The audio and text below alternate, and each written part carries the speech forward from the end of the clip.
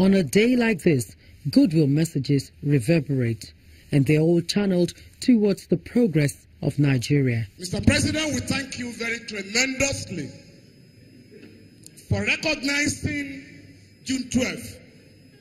Some people are saying you should declare the result. You have declared the results. We now know the winner of that election officially, who is now being honored with the order of GCFR, reserved for heads of government in Nigeria. Sir, before this regime, we have had 7 governments, 7, that pretended that June 12 did not exist. In the words of Abiola, they were clapping with one hand. Today, we are clapping with 2 hands. Thank you, Mr. President. But let me leave you with what Abiola would have wanted today. With his farewell to poverty, Mr. President, we want you to engage Nigerians to wage a meaningful fight against poverty in this country. We have enormous resources to make every Nigerian happy.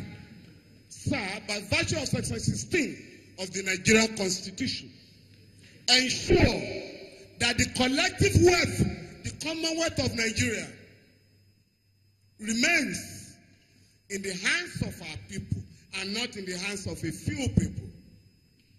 For Gani Fawehinmi, sir, apart from his contribution to the June 12th struggle, you are also honoring Gani for his defense of human rights, the rights of the Nigerian people.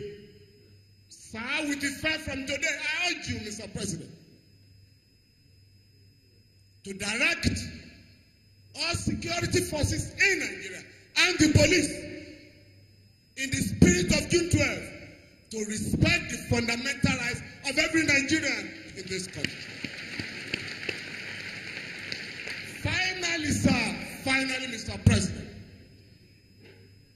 the human rights community will work assiduously with the Buhari administration to put an end to the reckless killings of our people. We had a private conversation, thank you so much for that privilege, some time ago. And remember, one of the things which I mentioned to you was this. I said, you're fighting corruption.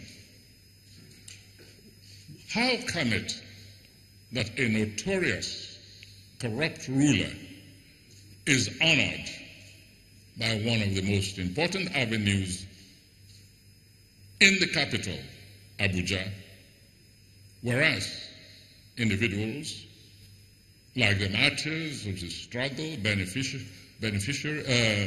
the philanthropists of the nation have not been honored?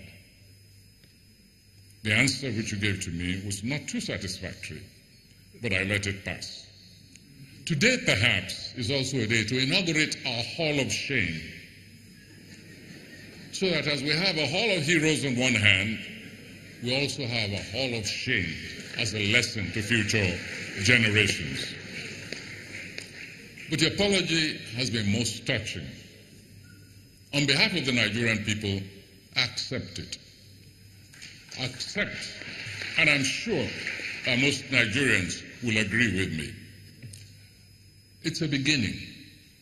I do not agree that this is closure to the events of June 12th.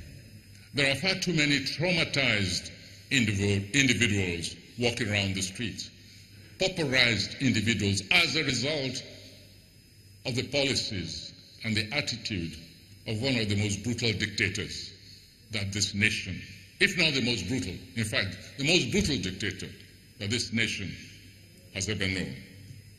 Closure will come by responding to those traumatized individuals, the victims of unspeakable tortures, some of whom were compelled even to watch their beloved ones being tortured on behalf of a man who was determined not just to demonize, to dominate, his environment, but to dehumanize that environment. But above all, I want us always to remember that individual whom we are principally celebrating today, the man who said, who reappeared and represented himself as a man who did not understand the word surrender, saying, "My name is Moshood Kashimawo Abiola. I'm back to reclaim my mandate." Thank you very much. Senator Jonathan Zwingina, the Director General of Hope 93, recalls the campaign manifesto of MKO Abiola, revealing his political motives. When the right steps are taken by the right leadership and at the right time and in the right way. And Mr. President, the greatest courage is the courage of men of power to apologize. And you have displayed that courage today. Congratulations, sir. We thank you very much. 25 years ago is a long time in politics and particularly in our time. It is therefore possible that many Nigerians may have forgotten or may not have been born then or politically conscious then of the political motivations and objectives of Chief MKO Abiola. Mr. President, distinguished ladies and gentlemen, permit me therefore to quote Chief MKO Abiola from the preface of the manifesto of our campaign, which is Farewell to Poverty, and from the acceptance speech after his nomination as candidate of the SDP in Jos. I made this quotation so that people can remember what Chief Abiola stood for. And I quote, "To my friends, compatriots, the people of Nigeria, for me and for the SDP, the race for the presidency of our great country, Nigeria, will be futile if it does not imbue our people with confidence in the present, hope in our future, and pride even in our imperfections of the past. The single purpose of our program is to restore hope to our people. I seek your mandate because I know that together we can replace cynicism with confidence, because we can replace disillusionment with optimism, because we can replace apathy with mass participation in the enterprise of national development. Our farewell to poverty is a new covenant between government and the people to be signed on the morning of 27 August 1993. From that date, the well-being of the people of Nigeria, irrespective of tribe, tongue, religion, or sex, will become the measure of the efficiency of government. As a program of action, Farewell to Poverty has many dimensions, but it has three main cardinal goals: economic reconstruction through accountability, consolidation of democracy, and promotion of national unity through social harmony. Chieftains of the ruling All Progressives Congress APC party embrace the federal government's gesture, but however demand that the real democracy be entrenched. Another page in the history of this country. Mr. President, we form a partnership on very strong democratic principle, and you're living up to it.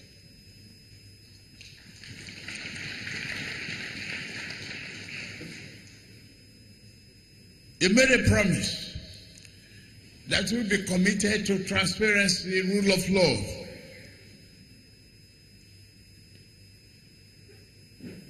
And bring about compliance with the constitutional democracy. You've done it now. Mr. President, with your recent pronouncement of June 12 as our new Democracy Day, let me enjoin all of us that a fitting tribute for June 12 is for all of us to continue to defend our fledgling democracy and deepen its practices, particularly as we move towards the forthcoming 2019 general elections. I urge all of us to arm ourselves not with guns, swords, and daggers, but with our permanent voters' card and come out to vote for candidate of our choice in a peaceful and orderly manner. Former President of the Senate. Chief Iyocha Ayu, a PDP chieftain with a straight face, maintained that the president must run an all-inclusive government for peace to reign. I believe the apology Mr. President has given to Nigerians, to the family of Chief MKO Abiola, is not only to that family, but to nearly every Nigerian. For the last 50 years, Mr. President, your colleagues in the military have made democracy an impossible proposition in this country. I think you apologize on their behalf, because today, by your singular action, maybe all their sins are forgiven. In democracy, the opposition is not an enemy. My father served in the army like you. I grew up in the barracks. Within you, the military, opposition is enemy, you shoot. In the democratic process, opposition is not an enemy. This singular thing you have done shows you have a large heart. Extend this large heart to accommodation of your opposition. And finally, let me tell you, your worst enemies, given my own long years around the corridors of power, your worst enemies are those people around you who turn everybody as an enemy against you. All Nigerians are your friends, and you must remember that. Thank you very much. May God save the Federal Republic of Nigeria. There's a victory for us. Perhaps using the peaceful and transparent conduct of the June 12, 1993 episode for the forthcoming 2019 general elections will determine the strength of Nigeria's democracy.